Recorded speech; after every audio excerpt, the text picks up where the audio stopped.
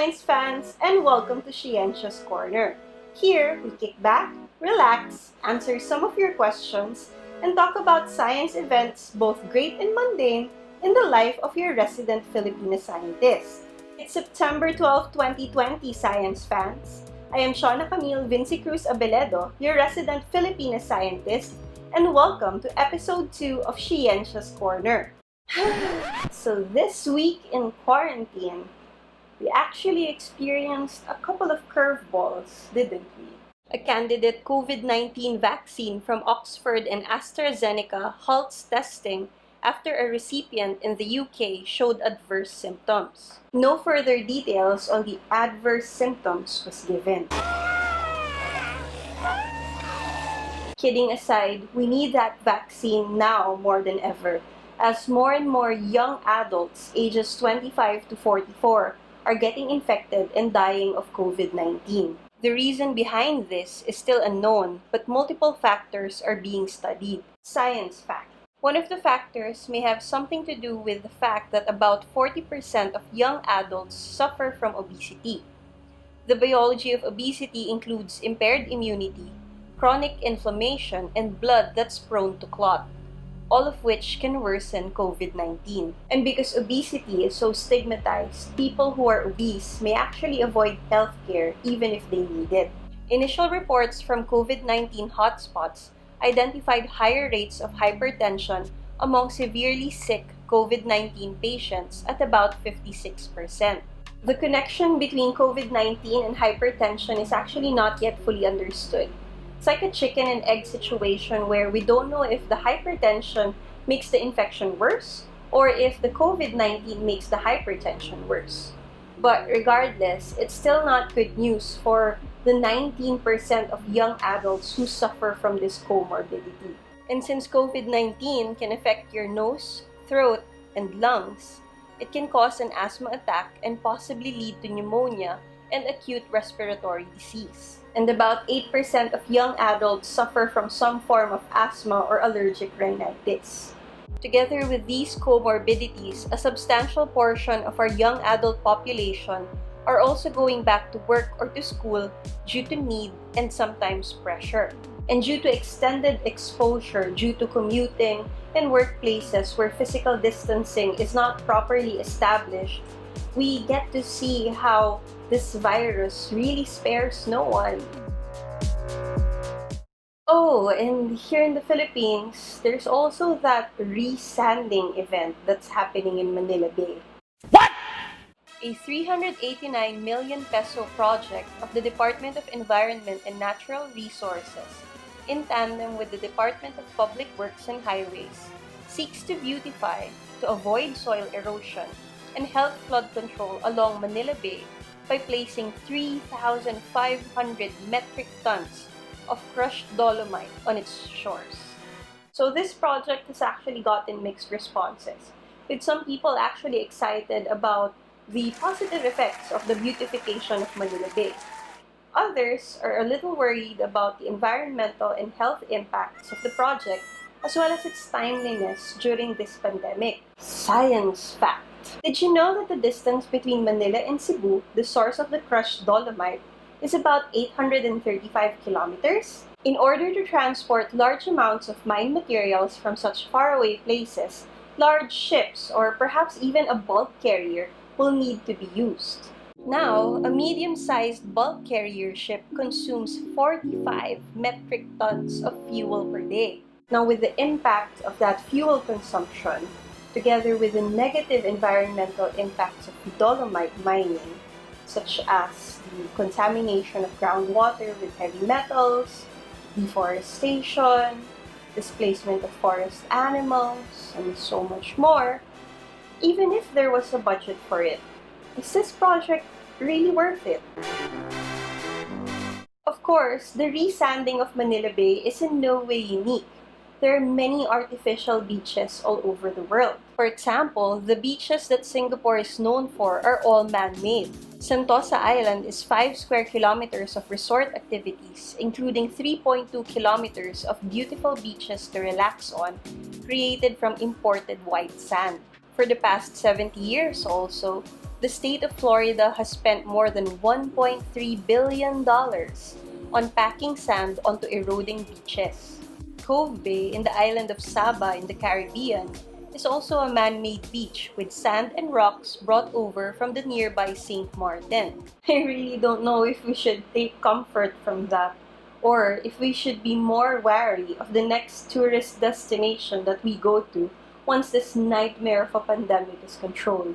After all, if we really wanted to restore the health of Manila Bay, we can opt for the cheaper options of doing regular beach nourishment with materials that is indigenous or natural to the area, or even the revegetation using mangroves. And if we have the money, let's say 389 million pesos of funding, we can actually create temporary offshore breakwaters or even artificial reefs to serve as sturdy structures that can limit or slow down the erosion that's happening to Manila Bay. But yeah, that's just my 2 cents as your resident Filipino scientist. Also, as an asthmatic, I really don't know how I'm going to enjoy Manila Bay sunsets now, considering inhaling Dolomite dust may cause discomfort to my chest, shortness of breath, and coughing, and prolonged inhalation may actually cause chronic health effects. And did you know that dolomite contains crystallized silica? And the powderized form of crystallized silica, when inhaled repeatedly, can actually lead to silicosis and even cancer. My, what a week! And I haven't even talked about cancel Korea. Which reminds me, for those of you who are thinking of getting a tattoo, please take the time to reflect on the design that you want to put on your body.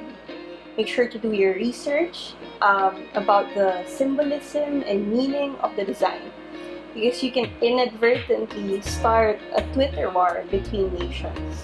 But kidding aside, while you're doing your research and reflecting, you may actually want to check out the SHE-ensya Why video titled Why Tattoos. We will put a link at the end of this video and also at the description box below.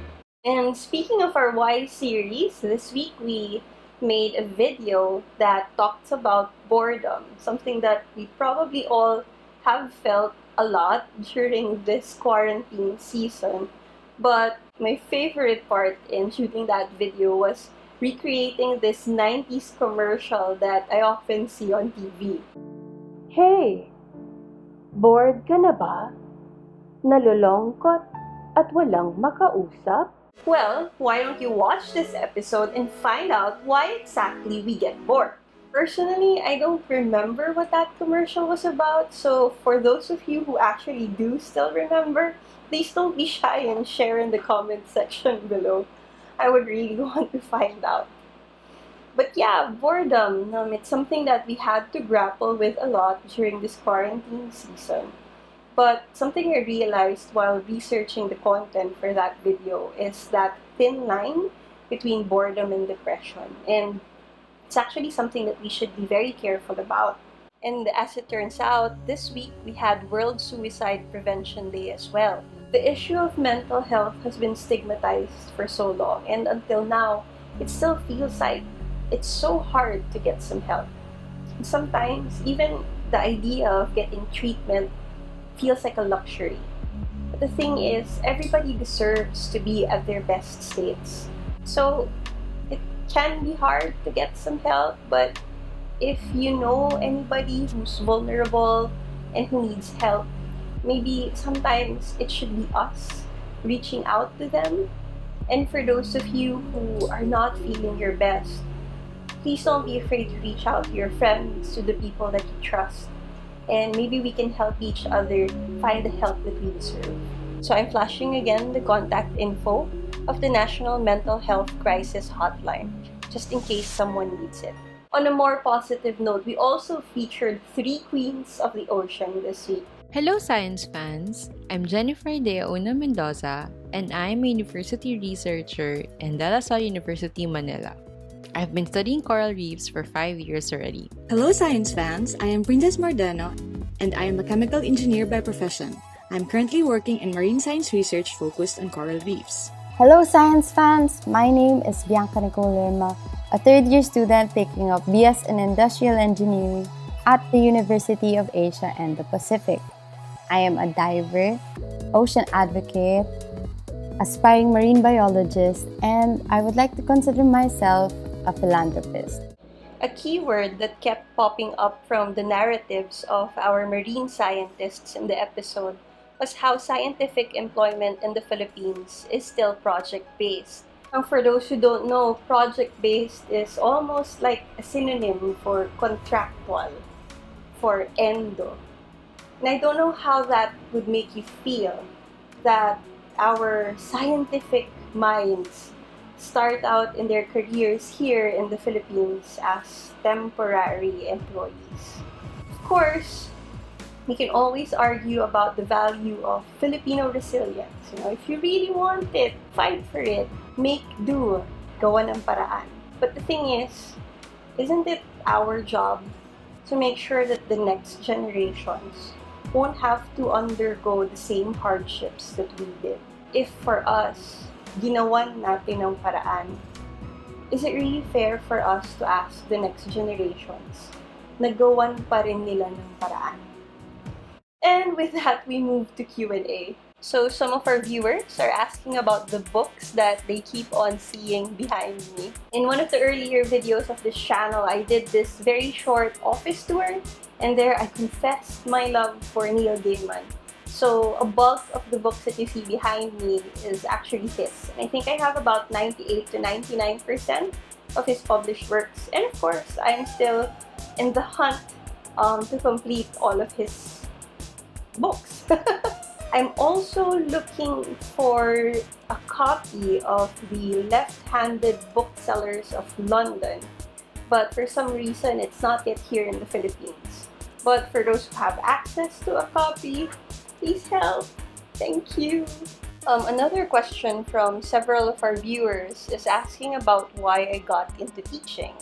To be completely honest, I got into it out of fear. I didn't want to go back home to Bataan after I finished college. So I sent out my CV several months before I was even scheduled to graduate to find a job. So I actually applied to insurance companies, I applied to different universities, I applied to call centers. And I guess I was very lucky that DLSU was the first university to give me a call back. It was one of those happy accidents where I accidentally got into a profession that is perfect for me. I guess that's it for SHE-ensya's Corner this week. Please follow SHE-ensya on Facebook and on Instagram at @she_ensya. Drop by our website also at www.sheensya.com. Please follow my personal IG account as well at shona.abiledo, where I post cute pictures with my cats as well as behind-the-scenes shots from whenever I shoot SHE-ensya videos. I hope you were able to learn something from our very somber short video for today. If you did, I hope you can give this video a thumbs up and also consider subscribing to our channel. If you have any comments, questions, suggestions, or requests for the next SHE-ensya Corner, please don't hesitate to message me, your resident Filipina scientist, in the comments section below. Thank you very much, and see you around!